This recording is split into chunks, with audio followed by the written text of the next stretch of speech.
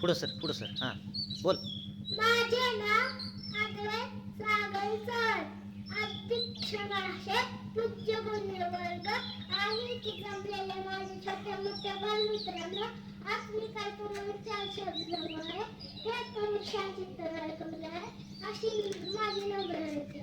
उत्साह 3 रंगांचा आभाळ असला नतमस्तक सर्वांना, ज्यांनी भारत देश घडवला, ज्यांनी भारत.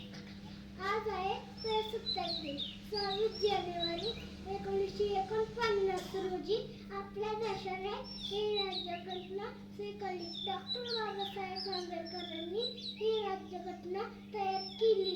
म्हणूनच म्हणतो, चला करूया संविधानाचा आदर. ज्यांनी दिला शिकण्याचा जगण्याचा अधिकार. एवढे बोलून मी भाषण संपवतो. धन्यवाद.